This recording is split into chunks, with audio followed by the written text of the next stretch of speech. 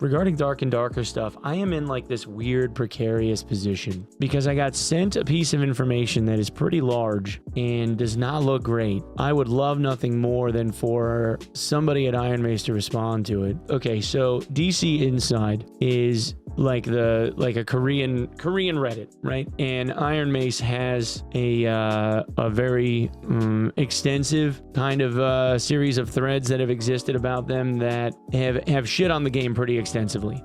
This thread that has been translated to English by somebody that forwarded this to me is from the perspective of someone that worked at Nexon with Iron Mace, well, with SDF and some current Iron Mace employees on project that SDF was working on, and goes through a timeline of like how things went. And this was just posted a couple of days ago, and it doesn't read well. I can put it that way. This also seems to fall into the same timeline and same levels of descriptors that were used in a Reddit thread that got created where former employees of Iron Mace had talked about their experience working at Iron Mace, saying that it wasn't great according to stuff that they had written on Glassdoor. Let me first say, I don't know who this person is. I don't know where they were in the hierarchy of things at Nexon working with SDF, if they even did. I don't know if this translation is accurate because it's being sent to me from a trusted source. I don't know if the information that's being shared is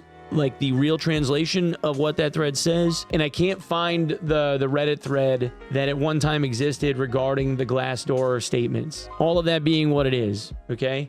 So grain of salt, yeah? And unfortunately, you know, me being on the more journalistic side of things, I would like to be able to find those things, but this is one of those moments where it's like, I probably should kind of share this. Anyway, so P3 Case Timeline Organization Part 1. Among the timelines that are currently posted, the contents of the people who belonged are all correct. The current Iron Mace CEO was not a director of LFP3, but a planner. The starting point of the case is someone else. This is a case that makes sense only when you start with the previous Project LF. So this is Project LF is the project prior to Project P3 that SDF had folded on him, or he had stated that Nexon had folded Project LF and then moved him to P3. And the narrative had kind of been that Project P3, which is what Nexon sued Iron Mace over, Project P3 was being closed, and that SDF was unhappy with the direction that Project P3 was going to end up in, and then left, or got fired, or whatever. Project LF. At the end of 19, when a large-scale project was beginning to be organized at Nexon, we were looking for internal personnel from the surviving project. Project LF Unreal to announce that we are looking for a workforce and Unreal project experience will meet first-person log-like game. In that way, after recruiting art and level personnel at the first meeting, we don't know how to use Unreal, and we didn't get Unreal programmers, so we'll go with Unity. The core members are directors, planning programs, characters, and there were a few other people who were doing it before Project LF. Some of the dumb people leave and others stay. The project uses Unity plus a GitHub. Of course, those who didn't have to wear a collar are struggling, and those who didn't use Unity study from the beginning. So people are saying that they had to learn how to use Unity. This is when COVID broke out in the middle of the process, and the director first informed the company that he would use an external Git server. So this is SDF saying that he was going to use an external GitHub server during COVID. Prototypes were made without art and level design, so level designers started renewing them all and making caricatures and maps in art. That's how Home System was introduced later during the development. It still uses the exterior. So this is what they're saying, like they were making prototype stuff with like base assets is what it sounds like. Since there's no manpower on the art side, the level designers did so because the art director or the director requested to use the purchased assets. Art is characters, any background, TA each. Okay, so like this is like the director, I think he's saying SDF requested to use purchased assets from the Unreal Marketplace, or I guess Unity.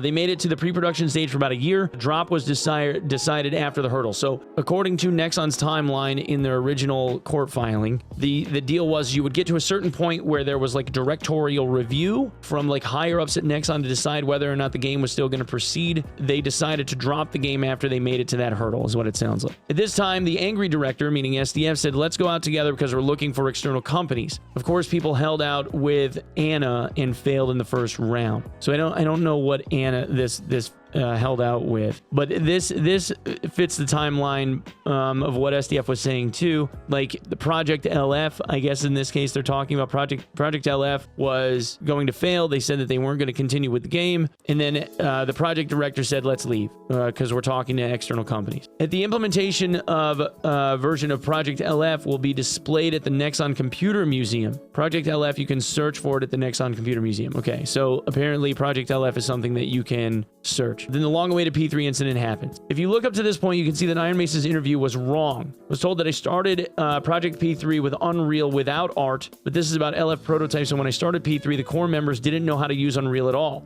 There were all basic art personnel in LF, and there's no talk about Project LF that was kept on the outside. The P3 case is summarized in the next article because the writing is long. Okay, P3 incident timeline summary part 2. Idea collection stage. Previous Project LF was folded. Director changed his mind and decided to stay and do the next project. So SDF, at the end of Project LF, this guy is saying, said that he was going to leave because he was talking to outside companies and tried to convince people to leave with him, but then changed his mind and said that he was going to stay on Project P3. SDF, the director, formed groups of several people and brainstormed for about a month to collect ideas. Here, an incident comparable to the previous Let's Do It with Unity incident broke out, and people's ideas were all cut out for various reasons. After a few weeks of this, people got tired and said, if you're going to do this, why don't you do what you like? Why are you collecting ideas? And I said, that's what happens, and people really exclaimed, wow. Naturally, after that, brainstorming was not done, and only a few people gathered for a meeting, and then P3 project. Okay, so like, they were going back and forth on whether or not they were going to use Unity or Unreal, and people that started Project P3 didn't know how to use Unreal, just like in Project LF, they were going to use Unity instead. And it sounds like in Project LF, they were using stock Unity store assets, and then went to P3, and then P3 obviously went to Unreal eventually, but P3 project. After about a month, we decided to make a Tarkov-type roguelike game and started verifying the game playability by playing games like Tarkov and GTFO. When we started the project, the existing core members who didn't know how to use Unreal reversed their decision to use Unreal and tried to use Unity, but due to strong opposition from the art side, they switched back to Unreal. So we recruited Unreal programmers and started the project. When we first started, we also demanded the use of purchased assets. So they said, okay, let's go to the Unreal store. At that time, we said that we would use GitHub with Unreal, and the art side strongly opposed us, saying we should use Purpose, but in the end, we decided to use Git and still used the method of storing data in an external Git. Of course, at this point, the home system was already completely set up and we didn't need to use external Git. Okay, so this guy is saying they decided as a team that they were going to use an external GitHub server, even though they didn't need to because there was an internal one established, but they decided that they were all going to use an external one anyway. Okay, level structure version 1. The first level was a completely random dungeon that a level designer who knew how to make a game with Unreal alone could play, and it was implemented down to the floor level, just a playable version.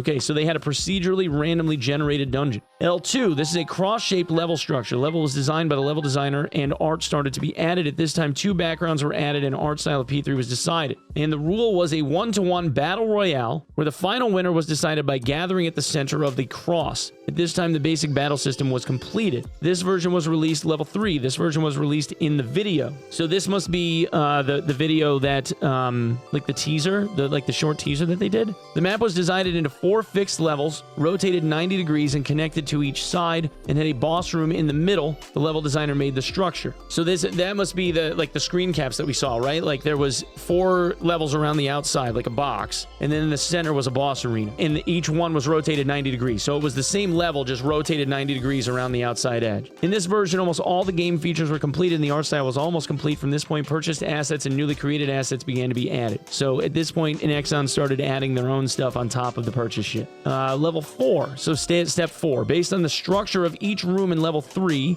a completely random level was created, and this was also composed by a level designer. From this point, the old time play from the fixed room structure became impossible. So they scrapped this design and then generated random levels instead. From this point, the development was in progress with the addition of the staircase structure, meaning going up and down level stairs, maybe? L3 and L4 were in progress, internal tests were conducted, and while they were passing, some signs began to appear. Okay, so this guy is, again, talking about SDF. SDF complained that the company did not hire the Unreal programmer he wanted from the outside and frequently complained about the slow progress of the sub-brand, meaning Mint Rocket. At that time, external recruitment was tied up due to the R-team problem. I don't know what that recruitment team. And the sub-brand was in progress. So this was in like the earliest days of Mint Rocket, it sounds like. Like Dave the Diver got scrapped like early Mint Rocket. And this director had a strong sense of pride in the game he was making, but it was so severe that he strongly thought that the game being made by the company was his game, and it seemed he really hated the situation of being tied down to the company. SDF's baby, right? At some point during the project, the director took a vacation or left early, and the core members had meetings almost every day, which caused problems with work. So SDF went on vacation. P3 Incident Timeline Summary Part 3, Incident Day. On the day of the incident, the director suddenly gathered people in the conference room and started making shocking statements.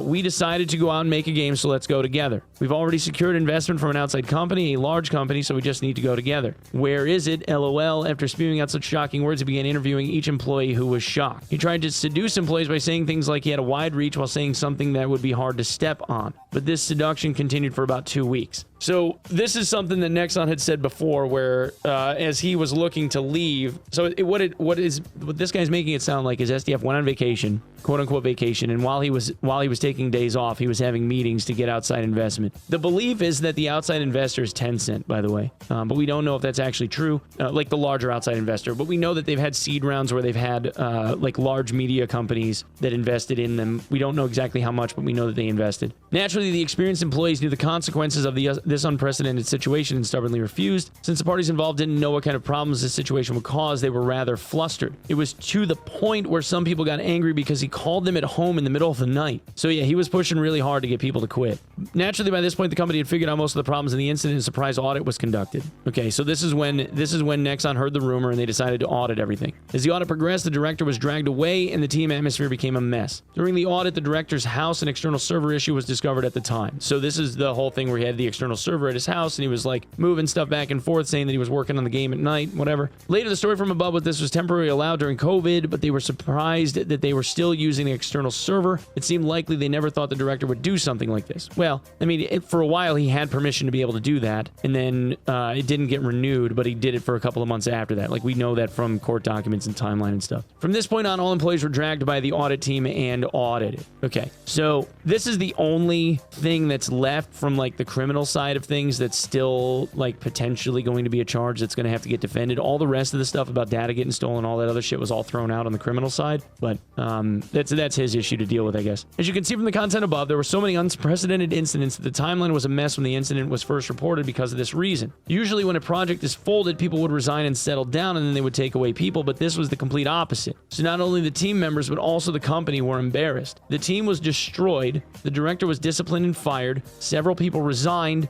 and the rest were transferred to the R team, other teams, and P7. So maybe this is like a reserve group. I don't know what the R team is, but all Nexon computers were sealed away, and security was greatly strengthened, and it got to the point where a notice was posted on Weibo. But the incident wasn't over. When the incident was forgotten, the remaining employees talked about the director. Surely he wouldn't go out and make this game as it is, right? Surely not. He's not stupid. Ha ha ha, but it actually happened. Around September of 22, a shocking incident occurred in which games that should have been played under one roof on Mint Rocket were played simultaneously in a video of a famous streamer. Oh shit, that's me. Fuck, because this like August, September was when I started making like the first videos about the game. Famous I am not, though. At first, the remaining employees were shocked when they saw the video, but they got angry after translating the famous phrase on the homepage. After that, I forgot about this incident, but when the article came out, I saw the incident again. At first, the timeline was so messy that it was a mess, like translation stuff. But as the remaining people's testimonies came out, the timeline was somewhat organized, and when testimonies came out that made the timeline a mess again, I thought it shouldn't be like this, so I organized the timeline. Conclusion. Were the art resources stolen or not? This is a purchased asset. What about program resources? I don't know. I only think I know. So in this case, I think this is like a summary made up by this guy from like prior posts that got made, is what it sounds like, because I've read this section in prior stuff before. This was something that had been circulated like a year ago, but we know that in the case of actual assets being stolen and programming resources being stolen, they were cleared of this in both criminal and civil court. So like this piece, I know that they were cleared of on all counts, criminal or otherwise. Why are you saying that they were stolen? They're too similar. The relationship between P3 and Dark and Dark is like the difference between alpha and beta versions. Lobby bar is completely the same. Way of opening doors. Yeah, so like I think this is just a summary of stuff that happened prior, but we know that this was already something that they were cleared of in court. The weird part is like a lot of like this, the attitude, this part, strong sense of pride, and it was so severe he strongly thought the game being made by the company was his game. That sounds like SDF's attitude though, because he's very prideful about what it is that he's creating. They received feedback, improved in the alpha version. They could release P3 video and change the name to compare. That's why the people who were working together before couldn't help but get angry. They were the ones who started the incident, but I'm very disappointed to keep avoiding the essence of the incident. The fundamental reason this incident happened is because the director didn't make the company game when he made the company's game. Yeah, this is like another translation error. It's not because he failed at making the company's game. It's that he made his own game after the incident, I think is what this is saying. Why is the company telling me to do this and when why is the company telling me to do this when I'm making my own game? Yeah, okay. So like, and this is what I thought there was like internally anyway. Like this makes a lot of sense to me. SDF wanting to make it, like it always read like SDF was making or directing the guys in his team to make like Project P3 how he had envisioned it. And then it sounded like they would send whatever they had been building up the chain, and then someone up the chain would go, no, that's not as fun as it could be, change this, and they clashed. And when the clash got so bad to where SDF didn't want to budge on it anymore, he said, fuck it, I'm just going to go make the game that I want to make outside of this company, and I'll go find investors. Which is probably why in Iron Mace's head, and like their side of the argument is to say like, some of the ideas that were made when we worked at Nexon are things that are being utilized inside of Dark and Darker, but the game that I wanted to make at Iron Mace is not what Nexon was letting me make, and that's why I left. And that's probably like their argumentative point. Now, whether or not that's a violation of trade secret and all the other shit, like I'll just leave for Korean court to make up, right? But I can tell you, like, if it were American court in the United States, like there's, like I've said this before, there's already precedent that supersedes all this shit. And in the United States, there's like I've said this before too, there's a very famous case between Mattel, Barbie specifically, and the Bratz dolls from the 90s, where a guy that was making clothing for Barbie, while he was working on company time at Barbie, at a desk at Barbie, doodled and designed the Bratz dolls at Barbie, and then decided that he was going to leave Barbie and make the Bratz dolls, finding an outside investor that decided that they wanted to fund that, right? Barbie sued Bratz by saying that since he had created this idea while he was working at Barbie, that it was property of Mattel and that he had violated trade secrets because things that he had been doing while working at Mattel naturally led to his creating the Bratz dolls, right? Even though they didn't necessarily look the same, but they had like same aesthetics, blah, blah, blah, blah, blah. Mattel lost their ass. They lost their ass. And the guy that represented Mattel actually was the people that represented Iron Mace when Iron Mace was fighting their DMCA claim. Same dude. But Mattel lost their ass. Wholly lost their ass. And Bratz won across the board, like resoundingly. More or less setting a precedent to say that, like, just because you worked in a place and you had memories of working in that place doesn't mean that that's a violation of a trade secret or copyright infringement or anything of the sort. Like, more or less, like, ideas are not copyrightable is kind of the idea. But in Korean court, the law is different. So, and that's more or less what Iron Mace in civil court has been found guilty of from everything that I've read, is they because of them having prior knowledge of working on Project P3 and how Project P3 was going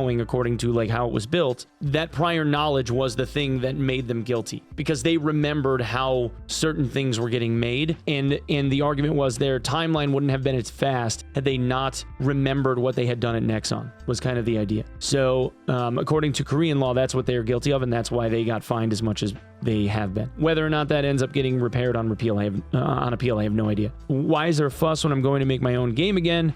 So this is him quoting, why is there such a fuss when I'm just going to make my own game again? From this perspective, all the incidents are resolved. Additionally, I burst out laughing when I saw this. Terry should be in charge of the direction. Yeah, I don't know. Like, I think the deal is like Terry is handling like the business side, and I know that he has stuff to do with like skill and like not like skill development, right? Like if there's a perk or like an ability that gets added to the game. I think Terry's side of things is kind of like brainstorming on a lot of that stuff, like demon form and like how demon form works. But I think SDF has been primarily centered in like the balancing of that stuff, which might be the wrong dynamic. I don't know. SDF is living through another personal hell. The tone in that statement is pretty crazy. Maybe that's a message from a Q&A with SDF. The author found it funny because Iron Mace definitely takes money from corporations. Yeah, like I think the idea was like, in the way that this has been set up, and maybe this is like a hard negotiating position to be in, but it sounds like if they were going to take investment money, the clause in the contract would have to be like, we'll take your investment money, you will get your ROI, but we are making the game that we want to make on our timeline, and you're not going to infringe on that, which probably got them less money overall from the people that did invest in them, but gave them like complete creative freedom, which, if you're going to make a video game or any other piece of art for that matter, that's what you want, right? So, but that's, I mean, I agree. That's what it kind of sounded like. But he said, no intention of working with a company that interferes with my freedom to make games, right? So maybe that was the deal. This write-up, this timeline that got generated, I want to say was generated, like, I think this was a repost of something that got generated years ago.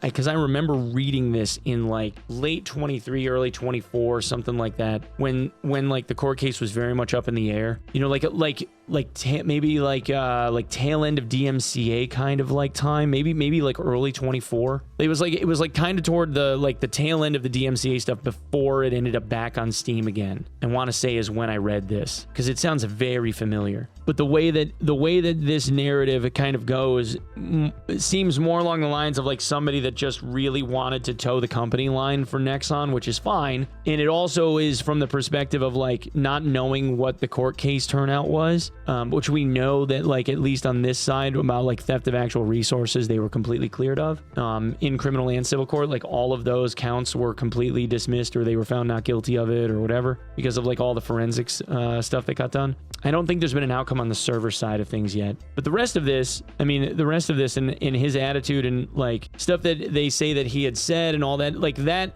I believe. I think that that's true. And SDF seems like somebody that, like behind closed doors in meetings and stuff, from like things that I've heard other people saying like about him from like their time working for him, like if you listen to Odin and the other guys, this sounds like something that like SDF would say, because like he wants to own it. Like the game succeeds or fails based on at the behest of his hand, right? And so like this wouldn't not surprise me, good or bad, right? Like I'm not saying like it's a bad thing that he's saying like I'm making my game, right? I think it's a little like self-centered to treat like a team effort as like his baby or like his thing, but that's also like every Hollywood movie director that like runs a set does the same shit, right? Like it's the director's movie kind of thing. You're not going to tell James Gunn how to like make his movie. He's going to tell you to go fuck yourself. But he's also somebody that's made like multiple blockbusters, so you're not going to be able to do that. You know what I'm saying? Versus like somebody that has that attitude and like fucks up and makes like a screw up of a piece of media. If it's garbage, then it's like, okay, yeah, now you're just a blowharded narcissist. So like I suppose that's a difference between like somebody that's just full of themselves or somebody that's actually great at what they do. You're allowed to be full of yourself if you can actually back it up, kind of thing. Every quarterback, yeah. But I mean, in all reality, it's people saying that he acted shady and that he tried to recruit people away from Nexon as a company, which is kind of fucked up. It is kind of fucked up. Got an outside investor before he quit, which from a business standpoint is probably a really smart business move, but might be in violation of like a non-compete clause in his contract with Nexon that he would have to deal with. But then they also called him a thief, right? They said like he stole stuff, but he didn't steal stuff because that's all been cleared in court. They didn't steal anything. The only thing that they're guilty of is not having amnesia from their time that they worked at Nexon. They didn't get mind wiped when they walked out the door. So that's kind of it. Other than that, he's just a boss that had kind of like people just paint him as somebody that like has a shitty attitude and isn't like a very effective leader, and he's kind of self-centered, full of himself, and thinks that the sun rises and sets in his video game world based on his discretion. His opinions are the only ones that matter, right? But that doesn't sound like anything that we haven't heard already, and it seems like that's like at this point it's like yeah that's just how the guy is, at least from most everyone's account. So I think at that point it's kind of like a nothing burger, like we're kind of used to it, right? Like okay, yeah, so he's like the dictatorial boss, right? Like he's a dictator in his office. That doesn't seem surprising to me.